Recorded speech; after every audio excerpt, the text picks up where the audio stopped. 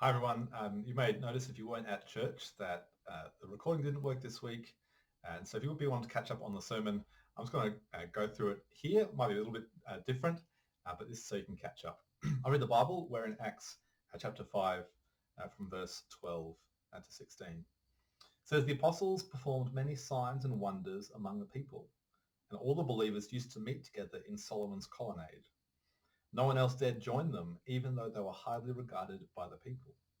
Nevertheless, more and more men and women believed in the Lord and were added to their number. As a result, people brought their sick into the streets and laid them on beds and mats, so that at least Peter's shadow might fall on some of them as he passed by. Crowds gathered also from the towns around Jerusalem, bringing their sick and those tormented by impure spirits, and all of them were healed. Now going back a bit, when I was at school, I was never much of an athlete back then. I never was someone who won any of the races, but what I was a great participator.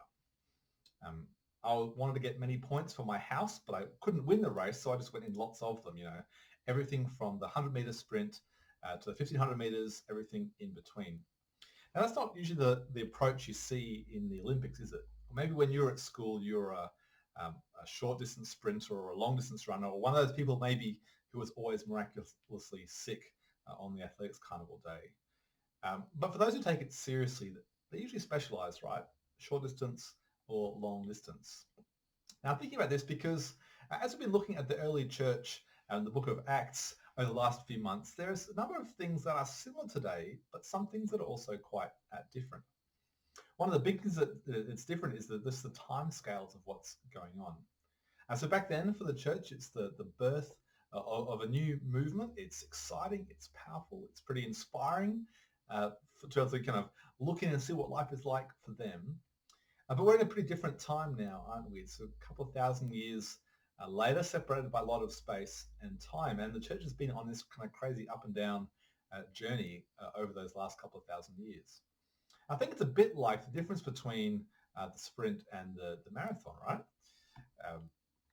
See, the early church, they were the ones that were sprinting on adrenaline, but we're in for the long haul. We're in for the ultra.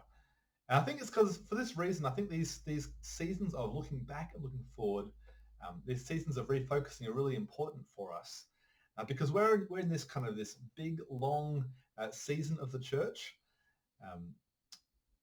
In this kind of, as time goes on, we can lose focus of where we're going. And so we have Vision Month. And Vision Month is all about seeing. It's about seeing what's past, what's ahead, where we're up to in this race, this marathon. Vision Month is about seeing what's most important, remembering the destinations that we're going to. And we remember today just how good the news is that we have, how central and life-giving the gospel is. And this is the thing, the good news of Jesus is what drives us through this marathon together. And so in Vision Month, I'm doing things a bit differently. Usually I kind of open the Bible, read it, apply it to our hearts and lives. But because there's lots I want to communicate in this month, I'll be doing a few extra things in the sermons. But as we get into it this morning, I do want us to notice a little bit of what we had read from Acts. Now, I wonder in the reading, if you picked up, there was an apparent contradiction. It said that as the early believers gathered in the temple, the people who were watching were worried about joining in. They were scared to be counted as part of God's people. And yet in the next sentence, what do we read? We see that more and more people believed and were added to their number. You see the tension? People scared of joining Jesus' people, but the numbers are swelling. The Jesus people have something that the people want. And so lots of people join them, but for many of them, there's a fear that keeps them away. And fair enough, they're scared, right? Some of these early Christians have already been on trial and already weird things are happening in this church. It's a bit scary. But even so, it's the desperate ones. It's those who are caring for the sick, those who know they're in need. They come because they've heard the good news.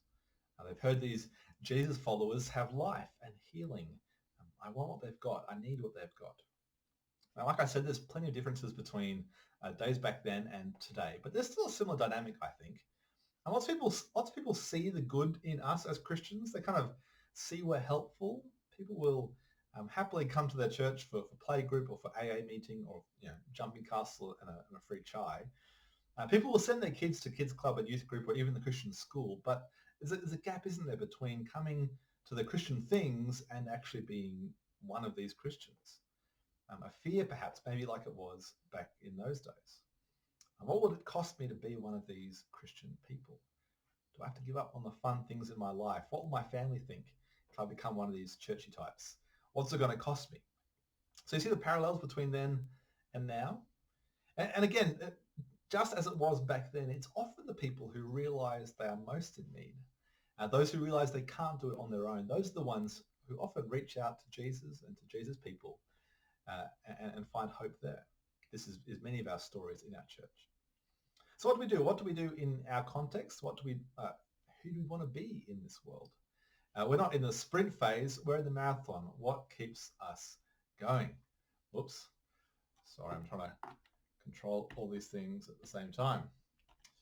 I think it's this. I think our vision simply is, just like the early church had something really good that the people needed, we're something really good too. We have something that our world needs. Now, lots of people were flocking to the disciples. They came there for physical healing, maybe not realizing this only scratched the surface of what we really have on offer. What we have and what they have is Jesus. Jesus is the good thing that we have. Jesus is our vision. A couple of years ago, we put together a vision statement, a prayer of who we wanted to be. And as I read it, see how it orbits around this good news that we have in Jesus. I'm going to read it for us. It says, we want to be a church so confident, secure, and satisfied in the welcoming arms of Jesus that we can't help but open our doors and hearts to everyone in our town. Stepping out from our doors, we walk with our neighbours through the peaks and valleys, in the beauty and brokenness of life, knowing that Jesus has walked this path already and is always with us. Our town seeks beauty, rest, hope, community, and a fresh start. As a light on the hill in the heart of our town, we point to Jesus as the only one who can satisfy these good desires. We invite weary travellers to walk with us, sharing the hope we found in him. What's our vision? What do we have that our town needs? It's not us, it's not Kids Club, it's not AA, it's not Jumping Castles, it's Jesus, right? He is our vision. We need to be a community where people don't just find a great community, as great as we are, but they find Jesus, they find hope and life in his name. See, our vision is that we are just so secure in our relationship with Jesus that we can welcome others into it too. We know Jesus walks with us, and so we can walk with each other and our town through life. We know our town is looking for something. People come to the mountains, whether recently or a long time ago, for all kinds of reasons, but lots of them are looking for a fresh start. People think they'll find this fresh start in natural beauty or in rest or retirement or a slower life or an escape from the city. People want hope. People want community. And we say, yes, these are great things to want, but you find them ultimately in Jesus. Our vision shows that we know we haven't got it all together. We are weary travellers too, aren't we? But we hope in something bigger than ourselves. We have hope in Jesus. So what's the most important thing in this vision? What's the core of who we are as a church? Well, it's Jesus, right? I really love how this statement came together. As I think about it, I think it really captures life in the mountains really well. I think it captures our way forward, for mission. I think our hope in this context is not kind of big revival, tent meetings, the next Billy Graham. No, our way, our path, I think, is just to walk with each other and our town to point to Jesus in the ups and downs, in the peaks and valleys. It's a beautiful statement. It's kind of a very relaxed, chilled, mountainsy kind of statement. But I think as I think about it, maybe the fact that it is so chilled, maybe we lose something in it. Maybe we can forget the urgency of what is going on here. And maybe that's kind of why we need things like Vision Month to remind us of this urgency. And we can forget that, we can forget so easily we have something really precious, something good, but it's good news. It doesn't just make life better. It's something that people really truly need. So in Vision Month, we start by refocusing on who we are, on what we have and what we need to do. See if we can kind of find that urgency again. What will we do to help people meet Jesus. Now, I guess as you look at our church, you don't feel a great deal of urgency. There's no obvious crisis. And there's times in our church that have felt more like crisis moments. If you were here 20 years ago, uh, the church was in crisis. The previous minister, Robin, had passed away. They hadn't had a minister in a couple of years. Numbers of attendees was very low, 15, 20 people. There wasn't enough money to pay a minister. It was looking pretty grim. That looks like a church in crisis. This photo was a bit after that, but it's a bit closer to that time. I don't know how much people felt the crisis at the time. I think it was pretty strong. I know there was some points of talking about merging with Lura Anglican to survive, but people didn't want to do that. They wanted to survive here and be in this town. I don't know all the details, but I know that the Archbishop of the day, Peter Jensen, didn't say, well, time's up, it's all over. He and others had a vision for the gospel in the mountains. He found some money, some other people's money, other people's generosity. He persuaded Ray to come up here and to lead this ministry. And over the last 15 years or so, the church has built up again. Crisis averted. Great, St Hilda's grew to be a healthy church, 3 services, multiple staff. Beautiful project happened in that time, which opened up those the beautiful doors onto the main street. Great vision, wasn't there, to see what was needed at the time. And as I look through the archives from time to time, I see in the parish council notes and the minutes, people always try to do something. They really want to bless our town and bring the gospel to our town, and we keep that going. And at the end of Ray's time here a few years ago, the church faced another crisis. COVID hit the world. Churches stopped meeting. We kind of wondered, would things ever be the same again? And even as he could start meeting again, would it be the same? Ray delayed his retirement, keep things going, but in that time, there's some more uncertainty. This again feels like a bit of a crisis. But coming out of COVID, we dug in together, we re-established ministries, got the services going, built up gradually to where we are now. And I don't know about you, we barely think about those crises that have happened over the last few years. But you've got to think and stop and think, what if things had been just a little bit different 20 years ago? If people didn't have a vision for the gospel in the mountains, who knows what would be happening now? I was talking to one of the guys who's been here for a very long time, Ron, and he said to me a few months ago, he said, the church is alive again. And this means so much to me because he was one of those there who almost saw it die a few times. But now, we're alive, right? We don't feel like we're at a crisis point. Church feels good. Things are going well. Yeah, we're a touch behind budget. That's pretty normal for a church. But we're not in crisis. Yes, it was sad to close 5:30 a while ago, but 8:30 church and 10:30, we're going well. Things are good. There's a great feel. I hope you read the Vision Month booklet, and you'll see that there's lots of good stuff happening. There's, people growing in their faith, coming to faith, finding a home in this church. We've now got grass to play in outside. It's great, right? And yes, it's real life. There are struggles, there's heartaches, but we are walking together, and people and us, we're finding our hope in Jesus. No crisis, right? But just think about what kind of crisis it was 20 years ago, right? It was the crisis was that the church was close to not existing anymore. The church was almost dead. That was the crisis. And in God's grace, we now have a healthy church in the heart of our town. But here's the thing. Jesus didn't go to his disciples and say, go to all nations and fill church buildings. And if they get a bit empty, fill them up again, right? And once it's full, you're done. No. What was it that Jesus said to his followers? He said, go and make disciples of every nation. Baptize them in the name of the Father and the Son and the Holy Spirit, right? He doesn't say go make financially viable churches that look nice. He says go and make disciples of every nation. That's the mandate. That's the mission. Have we accomplished that yet? I made a little graph. I like graphs. We have about 130 people here each week at our church, maybe 160-ish church members. That's great. Now, between us and the other churches of the Upper Mountains, I estimate, I don't really know, 500-600 regular churchgoers in this area. But think about the area. Think about the area kind of between between Wentworth Falls and Mount Victoria. This area, there's about 25,000 people in this area. most of whom don't know Jesus, most of whom are headed to a Christless eternity. And we think, well, doesn't really feel like mission accomplished in that situation, does it? There's plenty of mission to keep going on with. And so I keep having this in mind as I think about our church, as I think about our town and what we have to do. I keep thinking about the people who aren't in our church, who don't know Jesus.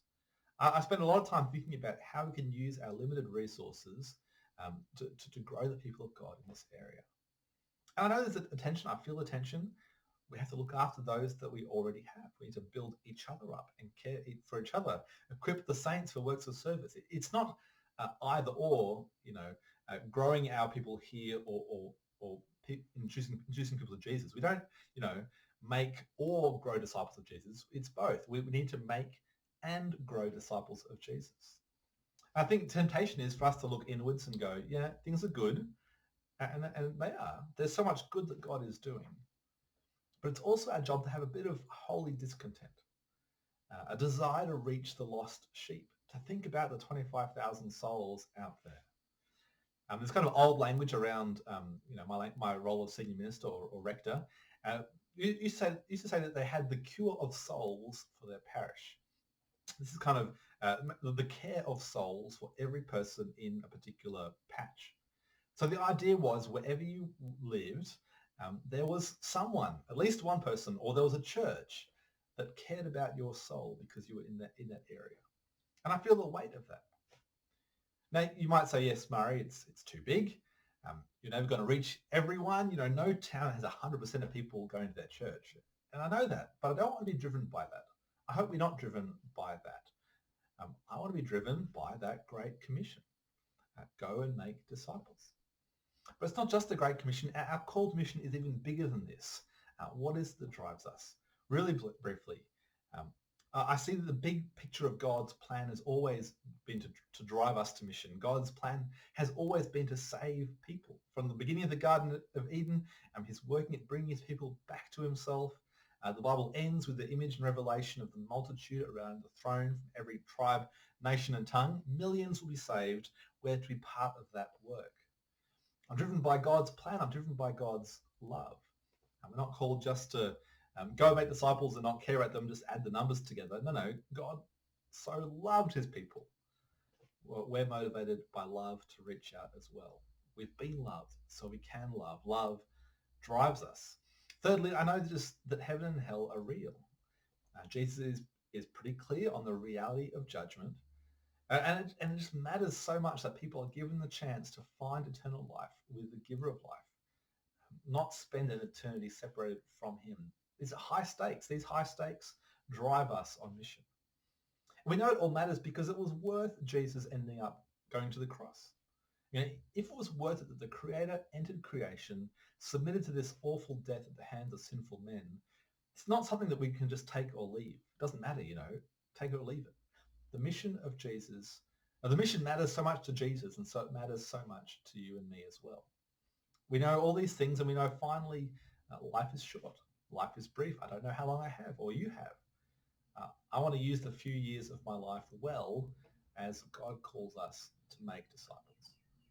We're called to bring life and hope to the children he loves. The shortness of our time drives us forward. This is our vision, right? We have something of infinite value. We have Jesus. Jesus brings life, and we are to enjoy that life and to grow in that life.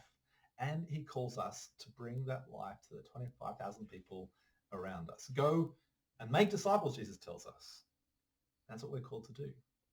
So we have this two sides to the coin. We want to have complete assurance and faith and confidence in the power of Jesus. We know Jesus will do his thing, right? We can trust in him. We have that on one hand. On the other hand, we have to have this bit of holy discontent, a continual thought about how do we care for the souls of our town and beyond. Now, like I said, hopefully you can either get a Vision Month booklet. You can find them online at katoomba.church/vision. It takes a fair bit of work to make these. I hope you'll grab a couple or two and read through it. And as you read, I hope you're led to prayer in thanksgiving for what God's done, and also just to feel the weight of what it is we're called to do, to make and grow disciples in our town, to grow deeper as disciples ourselves. I do want to flag that as you read, you're going to get to a page that outlines some potential changes for the new year. There's some thinking about our kids' ministries, how they work. There's some thinking about our service times and styles. Now, as you get that, I want you to read that. And I know that if you are particularly maybe concerned about change, take a deep breath. And as you read it, remember a few things. Remember, nothing is set in stone here. These are ideas that are up for discussion. Have a read, think about your feedback, take some time to process it. This has come from months of discussions with some people, but not everyone's been in on those discussions. And so this is where we're kind of bringing the ideas out and sharing them together and thinking about them. If you're struggling with thinking about change, I want you to remember that that my heart for this is not just to muck people around or do anything like that. My motivation behind these suggestions is how can we use our limited resources, now not very large church, as best as we can to make our church a place that can grow, that can sustain ministry, that can reach out to more and more people with the gospel of Jesus. That we have a good thing that our town needs, and so we're trying to figure out the best way to do this. A couple of suggestions will have a particular impact on our early service, 8:30 service. I'm really interested in feedback, particularly from this group. And I'm particularly interested because I know, honestly, that at times people in this service, in the 8:30 service, have felt like they're a bit of an afterthought in our church structure. It's kind of the service we keep chugging along for those that like that kind of service, and the real stuff happens later on in the day. That can be an impression. I've heard people in the congregation express those kinds of thoughts. And to be honest, when I got here 3 years ago, perhaps I thought maybe that might have been the case. I wasn't sure. I didn't know. But if you'd asked me back then to put money on, which will last longer, the 8:30 service or the 5:30 service, well, I thought, the 5:30 service is going to grow. It's going to be a reach out to the town. But, good thing I'm not a gambler. That one's closed and 8:30 is doing pretty well. And as time has gone on, I keep seeing the place of this early service. It's a place of real personal growth for those that attend. It's a place of mission as people can come in. It's got another role as well. Recently, it's taken on the key role of being the place of spiritual nurture for those who are serving in our kids team at the later service. They come to church early and then come and serve because they can no longer go to an evening service. So I think both our services are really important. They're key. And so the ideas we're putting forward are really just trying to honour and develop both of those groups for personal growth, for mission effectiveness. So have a read, have a pray. I know that at times change can be hard. You've gone through lots of changes over the years. Take some time and think about it. And again, if you've got ideas that will help us be places of nurture and mission, nurture and growth, if there's ways we can help our town to know Jesus, I'm all ears. Please do talk to me about it. And I should say that you can talk to others as well. These ideas have been formulated with the staff team, with the parish councillors, with the wardens, with the vision team. If you know people on those groups, you can talk to them as well. They're ready to get your feedback. I'll try and communicate who they are at some point so you know who to talk to. But let's look back in time a little bit. 139 years ago, on Sunday, the 8th of November, St Hilda's commenced ministry here in Katoomba. There's a picture there of the original little church building, and for context, that church building is kind of behind where the church is now, actually in the kind of the front area of the church. It's not there anymore, but that's where it was. 139 years ago, 8th of November, and 7,253 Sundays later, here we are. It's a lot of time, it's a lot of services, it's a lot of change. I can only imagine the ups and downs that have happened in that time, let alone, the last 20 years was a roller coaster enough. Think about the last almost 140 years. There's more changes than you could count in that time. 139 years is a long time from one perspective, but it's the blink of an eye from another as well. In all these years, we've had something that our world needs. They needed Jesus 139 years ago. They need him still. We need him. We've been going for 139 years, but also I feel like we're just beginning. There's so much to do. Our lives are just a blip. But isn't it amazing that God, in his goodness, lets our lives have eternal consequences? He uses us, even though we're so brief and so small, In all our weaknesses, God uses us for eternal impact. It's Vision Month. What we're doing, we're looking back, we're looking forward, and so we're asking God for wisdom that he will give us his vision for our lives, for this church, for our town, for Upper Mountains, for Sydney, all the way to the ends of the earth.